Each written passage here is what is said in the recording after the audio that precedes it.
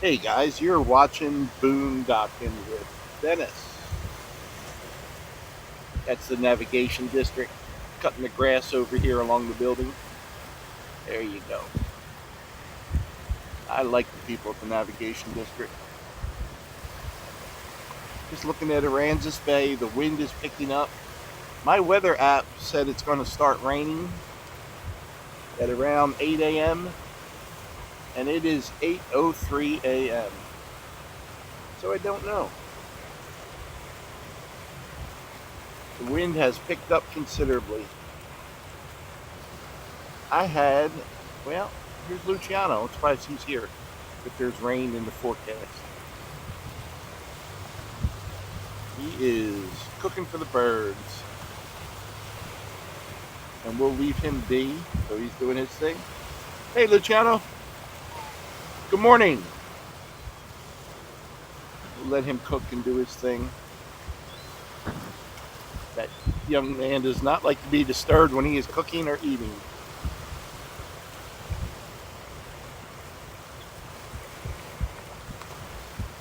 And he's got my number if he needs anything. He can message me. I'm actually surprised that he left the church with rain in the forecast, but maybe he's looking at a different forecast than I am. I want to put the wind at about 15 miles an hour. I don't know if that's accurate or not. I had a good visit with my buddy Brad. Brad came down last night. We were hanging out at the beach. Brad gave me a gift, two gifts, a gift card and a joke book. So I will be punishing you people with the worst jokes I can find in that book. Thank you, Brad. Good to spend some time with you, buddy. We hung out and talked for about, I don't know, hour and a half maybe. And real windy. And despite the wind, I looked down. My legs were covered in mosquitoes. Brad was getting eaten up a little bit. So we called it a night. But Brad likes to come down to Rockport and he always stops and says hello. So that's nice. Nice. Hope you got a good night's sleep, Brad, and a good meal last night. Yeah, I never met up with Jason's. I'm sorry, I'm drawing a blank right now. Jason's Texas Adventure. But I hope you made it back home safely, Jason. He was down in the area checking things out. That's pretty, isn't it? We had a nice, pretty sunrise. We had a gorgeous sunset last night, guys. And I did not record it. I did not record either. I was talking to Brad last night, and we were enjoying the sunset. And that boat's still for sale, huh? Has that been for sale, guys? The Annabelle Lee? I don't know. I don't remember seeing a for sale sign on that before, but I don't remember things I did this morning.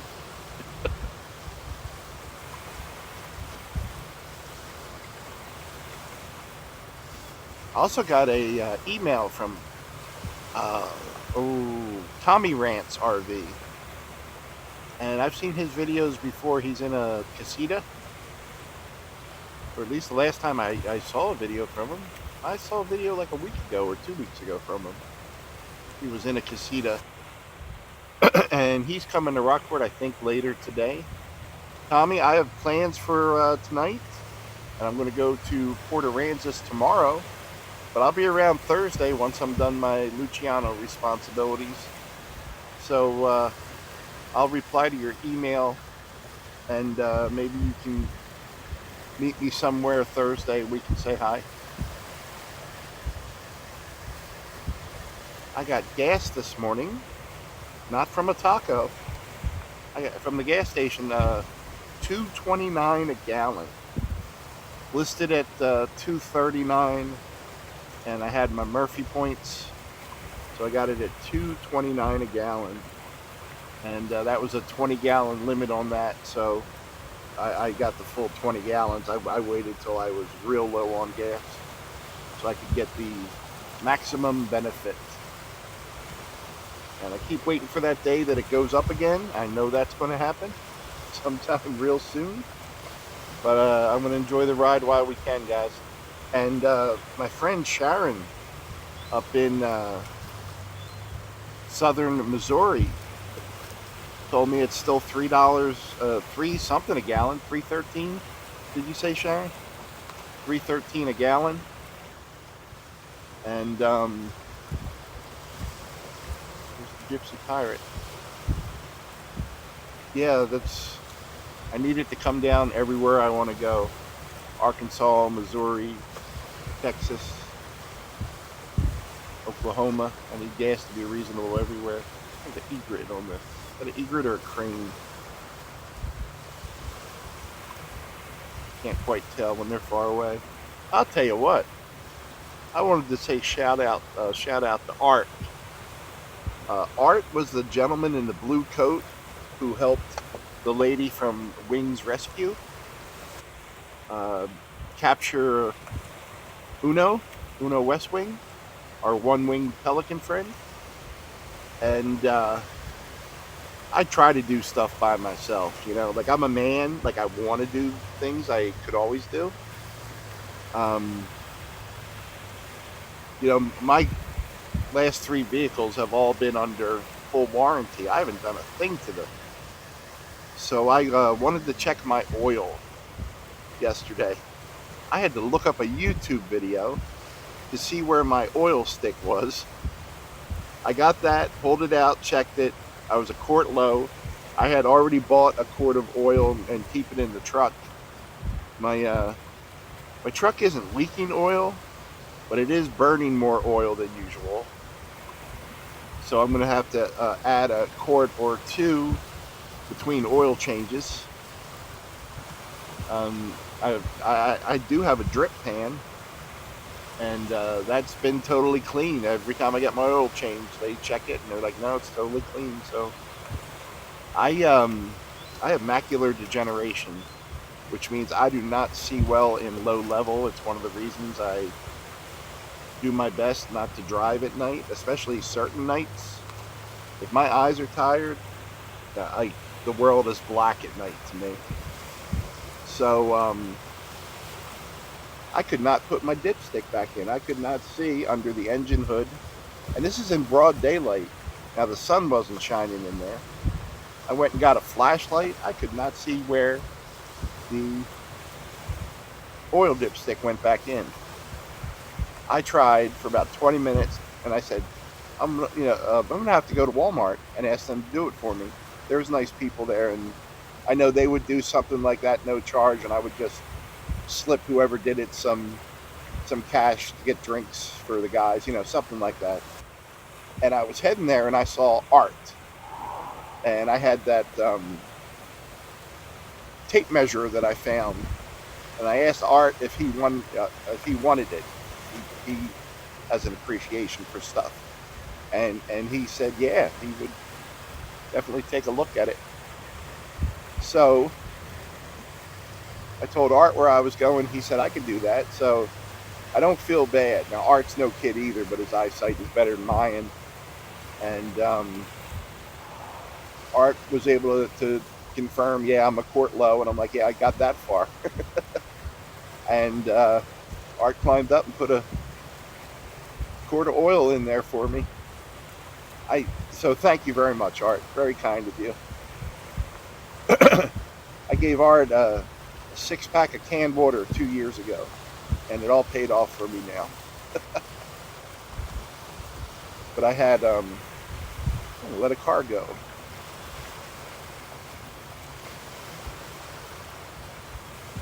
And while we're doing that, let's get out the dad joke button. You ready? Hey, I got an idea. Let's turn on the dad joke button. I thought I did that, but apparently I did not. You ready? I used to work in a shoe recycling shop. It was soul destroying. I know we heard that one before, but the laugh makes it. Now that's a dad joke, guys. It's a bad joke, and the laugh makes it. So if you're wondering what a dad joke was, there it is. I wanted to say hello to my friend Marilyn, who this time of year, Marilyn bakes, and Marilyn and her brother own, and I hope I get this right, several coffee shops in the St. Louis area. And they also have a business where you can mail order different items, but they're famous for their St. Louis gooey butter cakes. Am I saying that right? And I've tried about 4 different kinds, and they are awesome and incredible and absolutely delicious. And Marilyn, like the month of December, if not longer, does not even get a day off. She usually works 6 days a week, but she doesn't even get a day off because that's when all the Christmas orders come in. So Marilyn, please take good care of yourself. That one's for you, buddy. Marilyn is an awesome human being, and I got to meet her last summer when I was in Arkansas. I drove across Missouri and halfway up it to go visit Marilyn. And the highlight of that trip was meeting Marilyn and her dogs. And the second highlight would be I got to go to Uranus, Missouri. And Uranus, Missouri has embraced the name. So for 200 miles before you get there, they start advertising. They have a little tourist trap area, which is awesome. Dennis, shut up for a minute.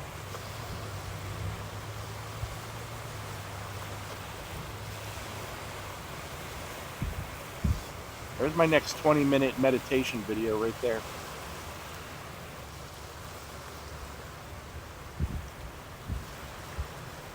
And it's all the signs say like the best fudge come from Uranus. The best hot dogs are in Uranus, and it's hysterical and funny, and they have like, an old-timey jail and a little fake created storefront and all weird stuff. And I forget what that main highway is that goes across Missouri. Goes from, I don't know, Joplin to St. Louis, but that was a nice little surprise. The best surprises are in Uranus. That's a true story. You know what? Since we had a repeat, I got my friend Peggy mailed me a joke. The guy knocked on my door and asked me for a donation to help build a local pool. So I gave him a glass of water. There you go, Peggy. I looked at that joke, Peggy. I hope I got it right, but thank you for sending that. Oh, the Texas Chainsaw Massacre. Turns out I am a wealth of misinformation. Did you know some of the things on the internet are not true and you have to check multiple sources? And I believe when I talked about the Texas Chainsaw Massacre, I had said I had only checked one source and I had more to do. Well, it's true. So here's what I learned last night. Now, I could do more research and this all could change. In the beginning of the Texas Chainsaw Massacre, the original 1974 movie, which I absolutely love, it says that it's basically a true story. It's not. Low budget movie, really good. It doesn't have a whole lot of gore because they were actually trying to get a PG rating. The original came out in 1974, and it was filmed at a house in Round Rock, Texas. That house has since been moved to Kingsland, Texas, and completely restored.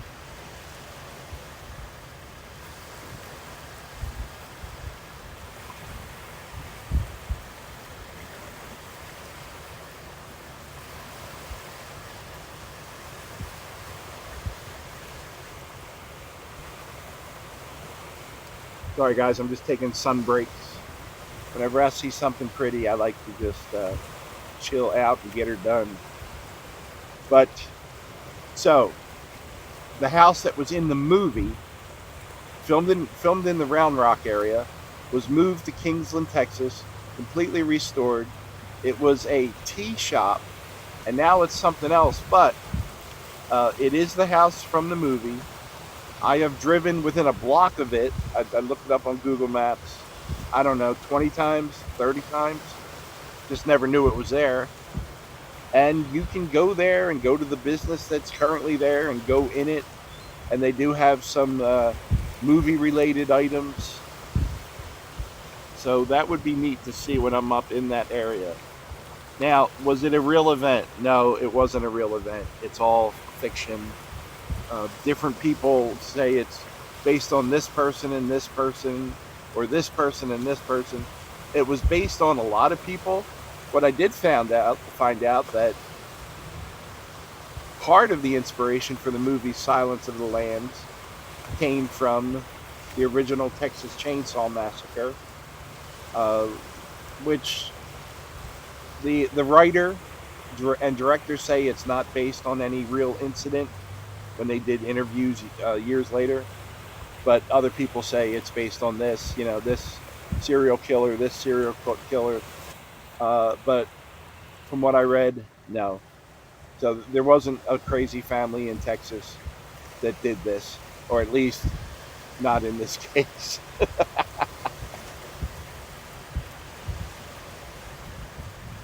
Now, the house that I found in Granger, Texas, is still there, but it was used in 2 of the sequel movies. I could be wrong, but the remakes in I think it said 2014 and 2016, but more current. That house is still there, and those people, it's private property. They have security cameras. You could see that house clearly from the road. So if I was in that area, yeah, I would drive by and take a look at it. But the next time I'm in Marble Falls, which is right by Kingsland, I like going up there for like a week or 2 and checking out everything in that area. I would definitely go look at the original house it was filmed in. I would even check out the one in Granger if I was going by there, just out of curiosity. Look at the dog. Look at the dog. It's beautiful. I wonder if that's Sadie's cousin. Howdy. Beautiful. How you doing, sir? It's a secret. I think he's got headphones on. There's some white pelicans, guys. And I wanted to say hello to some people that I met on the... I met Barry and Melissa. Wanted to say hi to Barry and Melissa. Met to them, to talk to them for a little bit. And then when I was in Port Aransas, in the video that aired Tuesday morning, it's a silent video. It has the cat on the leash. There's a couple with a dog. And since I was close to them on the camera, I said, can I just film you guys walking away? And they were really nice. They said, yeah. And that was Tammy and Glenn. So I think I covered everything I wanted to talk about. In my little mind, I did at least. Ooh, we got to check construction, right? We're watching this house get built, guys. I did go by the lighthouse in North Beach last week, and it looked about the same, unfortunately. There you go. I hear some music, guys, so I'm going to end it here. Thanks for riding along today, guys. Thanks for watching.